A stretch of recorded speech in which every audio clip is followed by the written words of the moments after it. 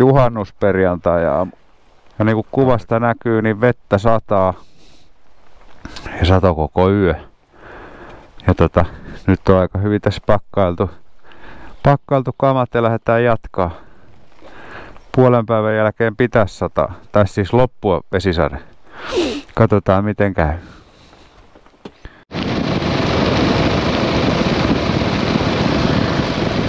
Pikkasen nyt voijotaan tän kelin takia, että aivan mahdottoman liukkaat noi savipohjaiset tiet tolle. Jätetään tavallaan toi idän ja etelän välinen tettikoukkaus toiseen kertaan. Niin paljon tulee vettä joka paikassa, että se on nyt viisain vaan tehdä sillä lailla. Pyörät tankkailtu ja sitten käytiin tuossa Hesessä syömässä, kun oli siinä samalla Hese-tankin pihassa ja toi kauppakeskus, mikä siinä olikin. Ja siirrytään tosta tonne 65-tielle Rapinaan päin, mistä päästään sitten koukkasemaan takaisin Tetreitille. Näyttäisi nyt siltä, että rupeaa pikkuhiljaa tämän meidän reittivalinnan suhteen ansiosta niin vesisade ajoi loppumaan tältä päivältä. Vähän saatiin koukkailtua.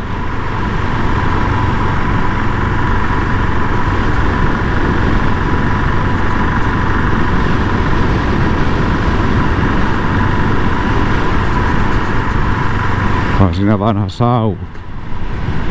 Varmaan. Näyttää olevan vähän hyljätympiä taloja tässä kyläpahasessa. Elikkä tää on tässä Peipsjärven rannalla. Tultiin tosta aikaisemmin noin kylät, oliko siinä ainakin 3 kylää sinne aika lailla peräkkäin. Täällä on Peipsi Karavaan löytyy sieltä.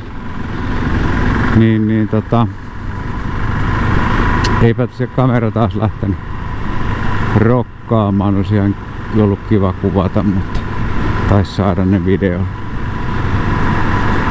Siinä on vähän tehty remontin korjuuta, passattiin kilvekin vielä paikalla, että kyllä se varmaan ajoon tulee.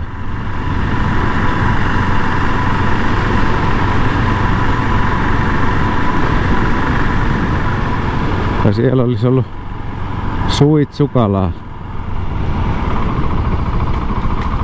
Ja meidän reitti kääntyy tästä sitten tänne päin.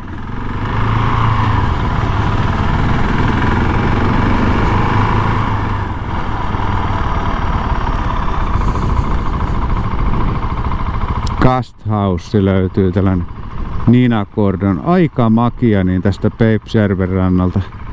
En tiedä näkyykö kamerasta, mutta siellä, no tossa se järvi nyt näkyy. Osahan siitä on Venäjän puolella. No joo. Ei nyt tällä kertaa jäädä tähän, mutta tällainen löytyy.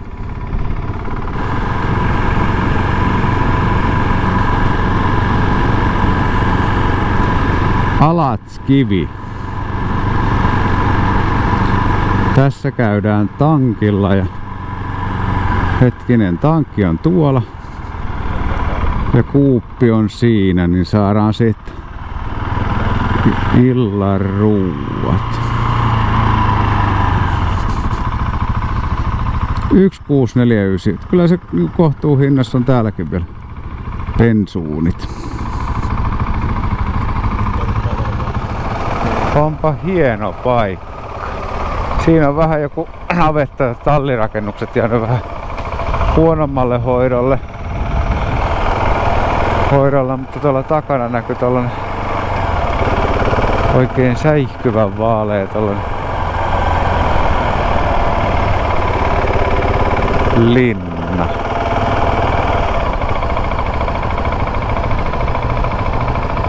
Okei.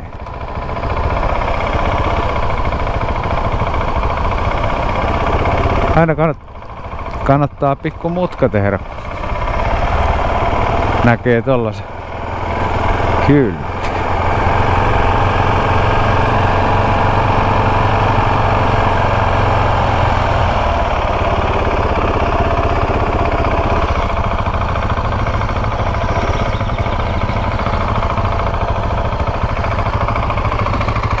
Vaikuttavan näköinen.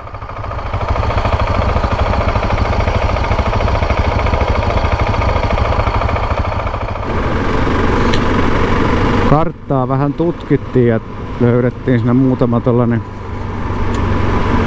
telttailualue, eli niin kuin lökkekohti, niin kuin se täällä päin on tapana niin sanotusti sanoa. Siinä on 2 aika vierekkäin ja ne on tuossa Peipsjärven rannalla, niin nyt suunnataan katsomaan minkälaisia ne olis. Meillä on pikkusen vajaa 100 kilsaa matkaa siihen, että varmaan keritään aika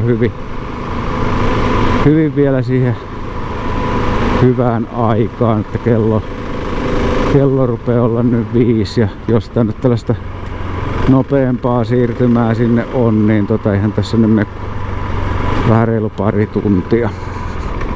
Sitten lähti haukka näköjään. En tiedä näkyy kamerassa, lentää tossa. Niin ne on kyllä ollut niinku tosi hyviä paikkoja, kun on vessat ja ruokailukatosta ja kaikkea tollaista. Ajaa asiansa oikein komeasti tällaisessa reissussa.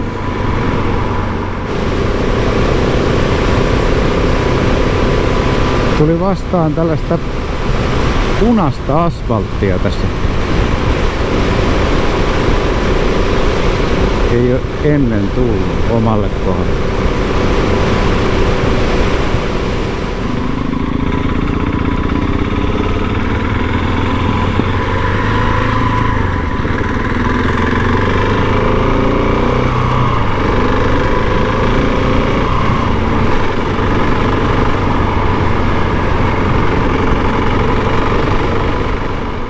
Siellä jossakin siintää Peipsjärvi ja löydettiin tällainen telttakylä tästä.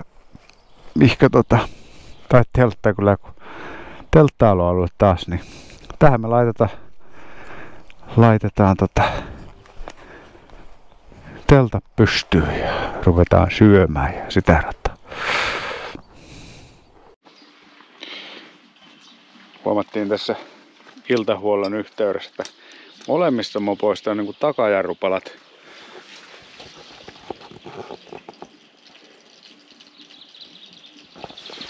käytännössä loppu. Tässä on vielä toi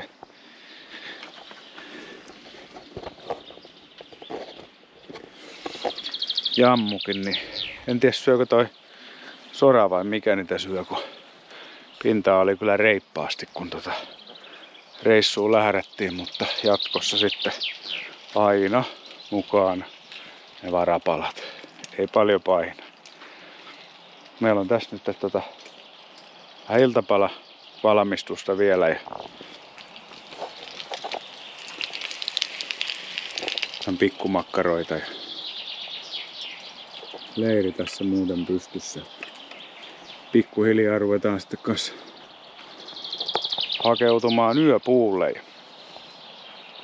Huomenna jatketaan ja mennään sitten etujarrulla 1,5 päivää.